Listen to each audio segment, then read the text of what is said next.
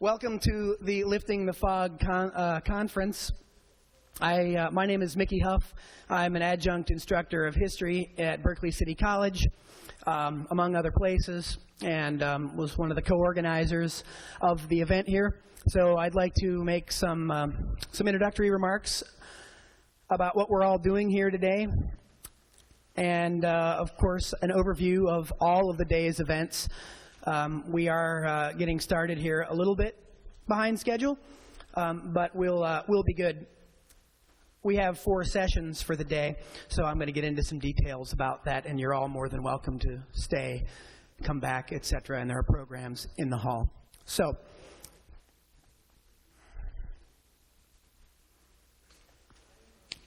how did we get here today for this conference on science?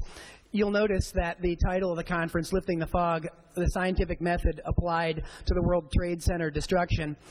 This is a specific kind of conference that we decided to put together.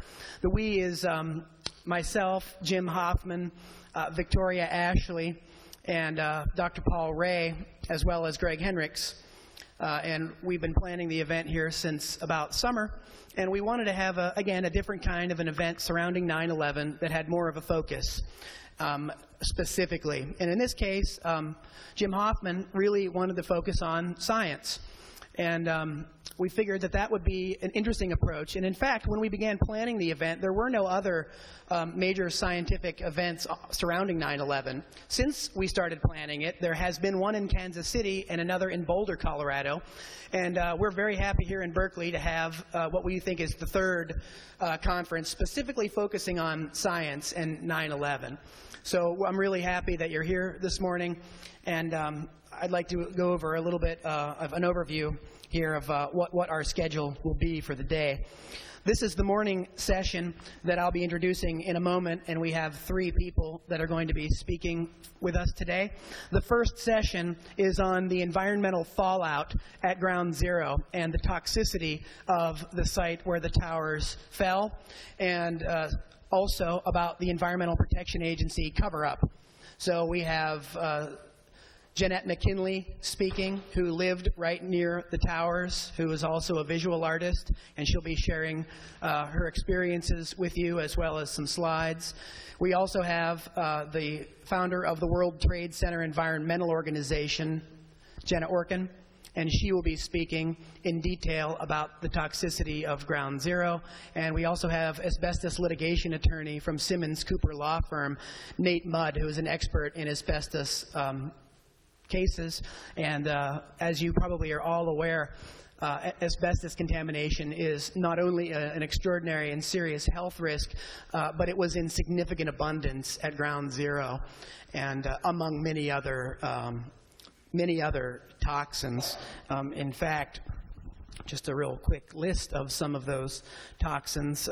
At the very least, toxic lead, asbestos, volatile organic compounds, dioxins, mercury, vanadium, sulfur, PCBs, a lot of nasty stuff, and the speakers will get into some more of the details on those.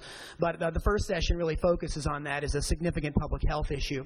So that's going to run until about noon today, and then we have a break for lunch, and we'll return, and the afternoon session will begin at 1:30. And the speaker we are very delighted to have at 1:30 is Dr. Stephen Jones, the physicist from Utah, and author most recently of an article, Why Indeed Did the World Trade Center Collapse? So he'll be here for the afternoon session doing a sole presentation. So please, if you can, definitely come and stick around for that. After Stephen Jones, we will have a 3:30 session with researcher Jim Hoffman, who runs 911research.net. He'll be talking about an analysis of the Trade Center collapse and the NIST report. And then we're going to have a break for dinner, and we'll be coming back here this evening at 6:30. Yes, it's a long day. It's an all-day conference. But again, as you can see, it's free, and we're very delighted to have you here. And I can say that I'm pleasantly surprised that so many people came out early on this Saturday. So I want to most emphatically thank everybody for being patient and being here with all of us. Thanks so much.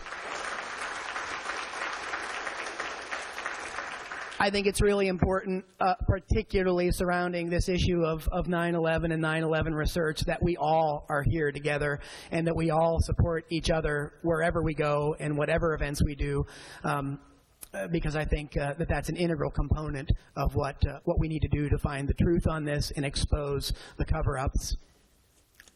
The evening session starts at 6:30 after a dinner break. We will have several speakers from throughout the day. Peter Phillips from Project Censored will be moderating the evening conversation between Stephen Jones, Jim Hoffman, Jenna Orkin, Jeanette McKinley, and Paul Ray. So the evening session is jam-packed with lots of action and lots of views and lots of information. So although that's quite a ways away, we certainly hope that you all may be able to make it back for some or all of the sessions today. I'd also like to briefly make another announcement that I did make before. Outside of this door over here, you'll find a donation table, a sign-up table, and out in the lobby, back behind the auditorium this way, there are tables with information specifically pertaining to what we're doing here today. There is also a table back around this way. In fact, I might as well mention this now. The men's room is this way. The women's room is this way for anyone that needs it. I do kindly ask that no one eat or drink in here, as the university was, again, quite emphatic about that restriction. But there are information tables, and in fact, there are several articles from the presenters today that you can get outside here, and there will be question and answers after each session as well. So we do encourage your participation, and we definitely want you to walk away with information. So again, thank you for being here. I do have a brief thank you list before we get together for the very first session of the day, and I would like to make sure that we thank everybody that's made this event possible. It's taken quite a few of us to put the event together, and again, it's taken all of you to be here. We would like to thank from KPFA, specifically Bonnie Faulkner and Yarrow of Guns and Butter. They are here today. And of course, as many of you know, Bonnie Faulkner is one of the very few voices about 9/11 issues over at the community radio station. So we're very, very happy to have Bonnie Faulkner here today, and Yarrow. We're also happy to thank Carolyn Casey of the Visionary Activist Program that also had Dr. Stephen Jones on the other day, and she has also been quite supportive of our efforts. We'd also like to thank the endorsers of the event today. The endorsers include the Progressive Democrats of the East Bay, and of course they have all had something to celebrate this past week. We'd also like to thank the Alameda Green Party, Project Censored, 9/11 Research, the Northern California 9/11 Truth Alliance, Guns and Butter, Black Oak Books, which could not be here today, but we do encourage you to support your local bookstores. And of course, Black Oak Books is a wonderful institution in Berkeley, and it's really important to support your local businesses and bookstores. And they have many materials and publications from the people presenting here today. So a big thanks to Black Oak Books. Also, Alan Michon of the Grand Lake Theater and Maria Gillardin of TUC Radio. We'd also like to thank the many helpers we have here today.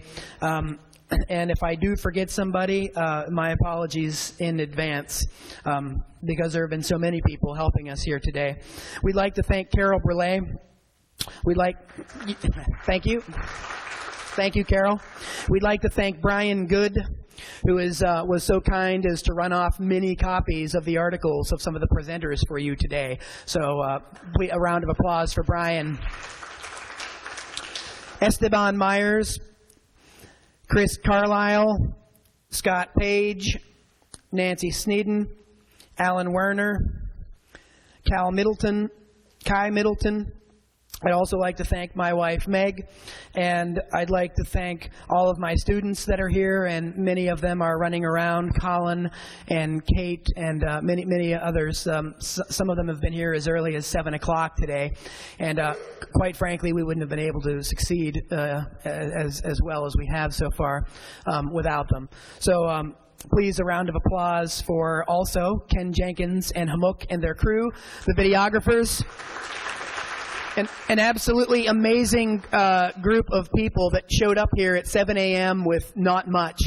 And I'm not going to take this opportunity to badmouth the place where we are, but I can at least tell you that there were significant restrictions for us to overcome and hurdles to be here today at the University of California, Berkeley campus, and we are very happy to be at the University of California, Berkeley, and we really think that this is an important debate and discussion, and these kind of things need to be held at our public universities, and more universities need to be doing these things, especially in light of what we've seen in terms of crackdowns on professors who teach courses or publish papers about issues surrounding 9/11.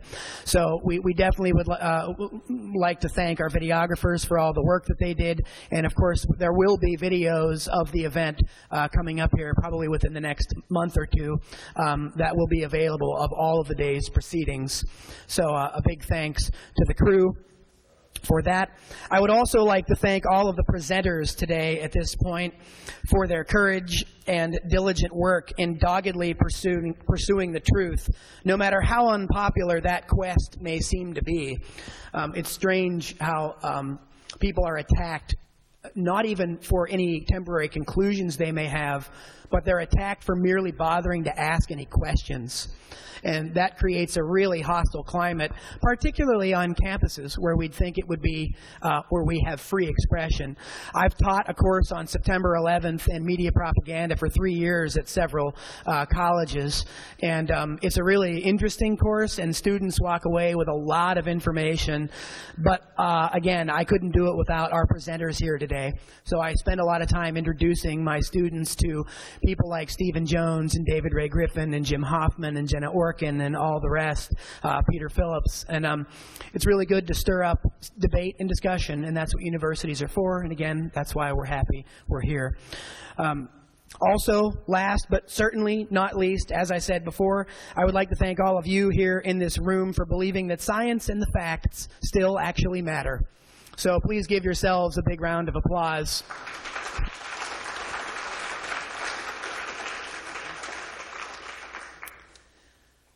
Without further ado, I would like to begin then the morning session.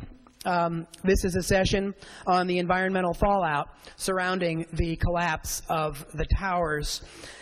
So just some introductory remarks. I won't get into too many of the details as we have 3 wonderful speakers, Jeanette McKinley, Jenna Orkin, and Nate Mudd, that are going to be glad to share their knowledge with you. And when they're all finished, we will have questions and discussion. Of course, we